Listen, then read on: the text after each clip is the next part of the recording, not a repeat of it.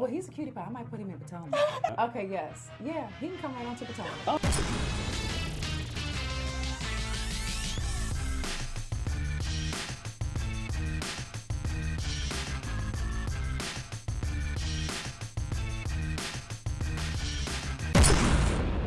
What's up, y'all? It's your boy Richie Sky. We are back with another video. I want to thank you guys so much for tuning into this channel. Listen, if you haven't done so, go ahead and hit that subscribe button down below. Hit that notification bell button so you can be clued into when we drop new content right here on this here channel, okay? Now, y'all need to sit down for this one. Go ahead and sit down. Go ahead and listen. Grab your coffee cup, your wine glass, whatever you're sipping on today, and go ahead and settle down into your seat. Grab a blanket, get cozy, grab a snack if you need to. But we about to get into everything going on down into the Potomac, okay? This is today's news is Potomac based. Oh yes, because there's a new report coming out alleging to have described exactly what happened between Candiace and Monique. We got the juicy details right here for you in this alleged report, okay? Of course, we won't know until it's actually seen, but this site here is typically pretty reliable. Then we got an exclusive for you guys. Something that happened this past weekend with Candiace has been clarified for me. And then we're gonna talk about Candiace and her issues sort of with social media and what I think that she should do moving forward, because I feel like there's a resolution to all of this. Now, you guys want to sit tight for this entire video so that you guys can get every single nugget that's going down right now, okay? A lot of points I gotta make, so stay glued to this video, right? First things first, the Real Housewives franchise page is actually posting about what actually happened. Now, I'm gonna give you guys the details. In case you guys didn't know, there was an altercation between Monique Samuels and Candiace Dillard Bassett. I think it was on October 16th, okay? I'm not looking at my notes at this very moment, but I'm giving you guys a little bit of the backstory. Now, in this report, we've heard all types of things, wigs being tossed and tearing to and fro, but here's what Real Housewives franchise is saying happened during that altercation. They are saying that in the dinner scene filmed at Rockland's Farm Winery, there was an altercation between the two women.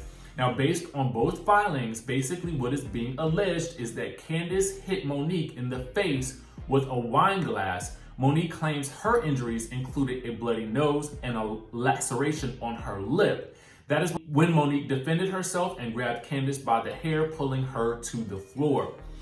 I had not heard anything about the bloody nose and the laceration on her lip until this report here that is alleging that that is what happened. Again, I haven't heard that yet, but this is what they're saying. So if this is to be believed, then the reason for this altercation is because of a wine glass being tossed and thrown in the face of another cast member, which of course is not necessarily the best look for actually either one of them. You know what I'm saying? I mean, honestly, we're used to seeing this sort of thing on Basketball Wives, but not necessarily Housewives, although Jersey is giving us a good run for their money with wig snatching and candle wax being thrown and all kinds of other things that are allegedly gonna happen this season, as well as past season of Real Housewives of Atlanta, when Porsha has been in not one but two altercations, one in which she grabbed hold of Kenya's hair, yanked her down to the floor, and then the other in which she got up in Cynthia Bailey's face and Cynthia Bailey swiftly gave her a good kick to the stomach, okay? Y'all remember that, okay? And in both of those altercations, Porsha was not necessarily penalized in terms of being kicked off the show. She was actually, I feel like honestly, her stock has gone up as a housewife as a result of it. But one would think that at this point in time, she's probably learned a good lesson. And that is why I feel like I don't want necessarily either one of these women to be kicked off the show. I just hope that there's a lesson that they can learn from this, take it and move forward. We all like a good altercation when it's a verbal sparring one. And even if y'all look like y'all about to get up in each other's face, we good with that. But when it comes to the violence, that's when it turns into a whole darker situation, exactly like it's turned into now. But now, I want to go back, you guys, because this past Saturday, Candiace had posted a post on Instagram basically talking about how she had been removed from the Washington Fusion's game. She was supposed to sing the national anthem. Now, in all of the scuttlebutt that's occurred after this whole fight between her and Monique, Candiace has been, speaking her mind. Let's just say that. And she spoke her mind on Saturday. And here's what she wrote. And I talked about this in a video on Saturday as well. Please read. When your lackeys have nothing better to do than to crawl around on their hands and knees behind closed doors, attempting to throw dirt on my name, fighting a losing war alongside their harrowing employer. For my beautiful followers who were prepared to celebrate with me at the Washington Fusion game as I performed the national anthem, I regret that I must inform you all I will not be able to perform on Saturday. This turn of events and my removal from the program by @SweetCookie100 by way of Monique Samuels is for the fulfillment of a personal vendetta over one's own indiscretions. I look forward to your next hat trick, Saints. For my friends and followers, stay tuned for my next amazing project featuring some incredible talents for the collaboration of a lifetime. I can't wait to share it with you. Hashtag I See You. I See You is the name of her single, which is out on iTunes now. You guys are Candiace supporters. Definitely go out and grab that single. Now, the problem with this post was that when I read the post, I basically called out Sweet Cookie because I was like, oh, shout out to Sweet Cookie who got a mention in this post. Not really even knowing, okay, who Sweet Cookie was, particularly in the DMV, okay? So Cookie is somebody who everybody knows in the DMV. Specifically, if you work in politics, in legislation, community organization, she is very, very well known for her work with the mayor's office. She does a lot of really, really good work for a lot of different organizations, which is something that I found out that was very interesting. She's also, guys, if you're not familiar with DC culture, you're not familiar with Go-Go, and if you are, you'll know who Chuck Brown is. She's also Chuck Brown's daughter, okay?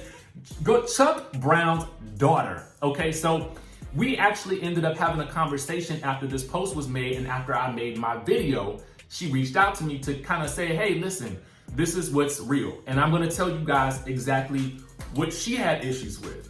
Number one, she had issues with Candiace calling her a lackey and Monique's employee, which she is not. She does know the Samuels, and that's pretty much the extent to that. She's cool with them, and that's that. She doesn't work for them.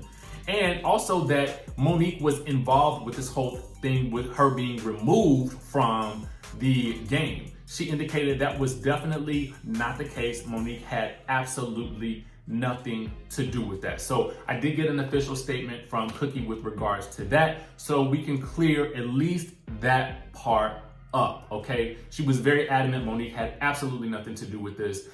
So there is that. Now, here is a bit of something that I was concerned about because a lot of people contacted me and posting on the videos about things that Candiace says on social media. Now, I, for one, have already mentioned that I feel like Candiace kind of goes a little bit hard on social media. And I feel like sometimes, especially in calling out people like Cookie, for that matter, it's kind of like you don't want to necessarily do that sort of thing because you end up making enemies out of people that you don't have to make enemies out of for no reason, especially as an aspiring artist, a singer who wants to get her music out there. That's not necessarily the best look. And as an entertainer, here is my perspective. There have been lots of gigs that I've been passed over for or switched around at the last minute, and I've never said a word about it because the one thing that you don't do in this industry is you don't talk about the organizations and you don't talk about the gigs you didn't get. You focus on the ones that you do get, okay? So there's that. That's my advice about that situation. Just from being a DJ, from being somebody who used to want to rap back in the day, this is my stance on that. From somebody who's hosted events and that sort of thing, you don't talk about the times that you were replaced with another singer or another artist, because that is gonna happen continuously throughout your career. It happens to the best of the best. Trust, okay? And so what we don't do is call out anybody in the entertainment industry who works behind the scenes really diligently to make events happen. We just don't do that. One of the other things that I've been hearing has been troubling, again, has been Candiace on social media. Now, one of the things that was posted was something about convicted felons always talking ish. And I guess somebody responded and said something to the effect about that tweet. And then Candiace replied by saying, girl, you can't even vote. Now, okay, so this tweet happened, I guess, several weeks ago, right? Maybe about a month. And so one of the things that I think is troublesome is that DC is very lenient towards people who have been either convicted felons or who have been to jail at some point in their lives, okay? Just to give you guys an example, a conviction of that nature is removed off of your record after 10 years. It's not even something that you necessarily have to respond to when you're looking for work, because this DC basically wants to make it so that people who are returning to work after being incarcerated have the opportunity to support their families. Let me give you guys an example, because there are plenty of people who have past records who are now doing the good work in the city of DC.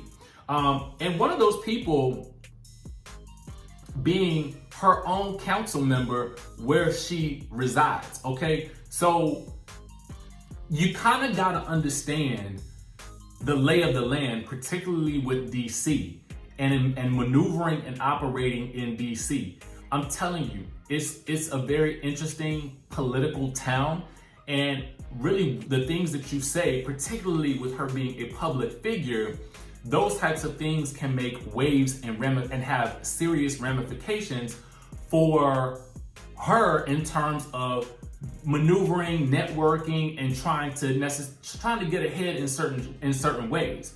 So one of the things that I really want to encourage her to do is like lay off of social media. So here's the other piece of this news. So then a whole month later, she clarifies on her Instagram the tweet that she made from back about a month ago when she talked about the convicted felons always talking ish. She said, for clarification, I posted a tweet directed specifically at one woman that unintentionally referenced a specific and long-suffering group.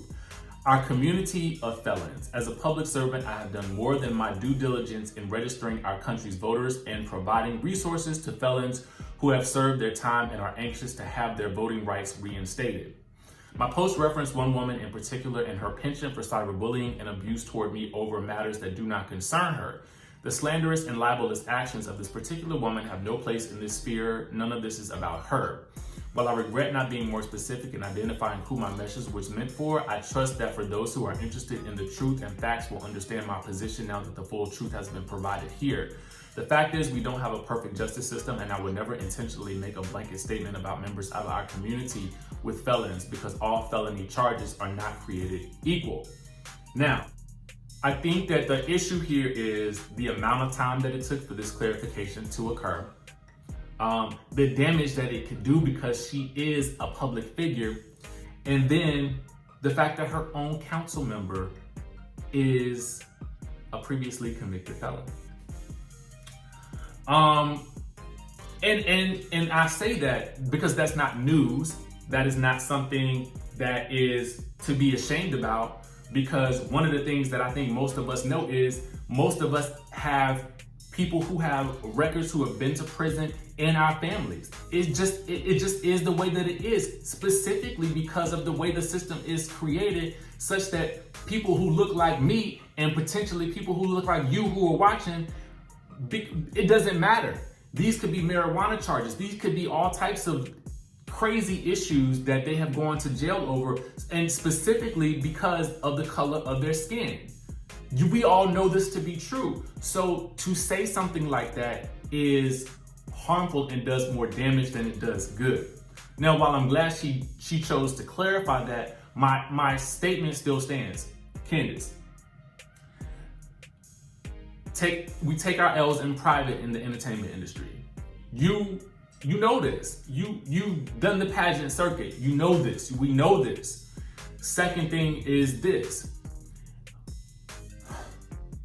Just for the moment, lay off Twitter unless you are doing some type of good works. You know what I'm saying? Some type of charity. Stay off of Instagram and Twitter in terms of posting about things that are not necessarily positive. You know what I'm saying? Don't call anyone else out. Don't insult anyone else. Don't do anything. Post about your hair collection. Post about your single. Post about your new business endeavors. Post about, your husband's restaurant. You have so many things in your life that you could be really focusing on. You're a cast member on one of the top rated shows on the network right now. So focus on those things, less on whatever else is happening outside of your sphere of influence, and just lay low for the next 2 months. Lay low for the next 2 months. The news will pass. The news cycle will pass. But that is my advice to you. Guys, I'm sorry that this went a little bit longer than I intended it to, but there was so much to cover, and I wanted you guys to get a good understanding of exactly what's going on, what the issues were, and why people are talking, and why the situation is growing at a faster rate than any of us thought it would. Now, make sure you guys hit that subscribe button below, hit the notification bell button so you can be clued into when we drop new content right here on this channel, and I will see you in the next video.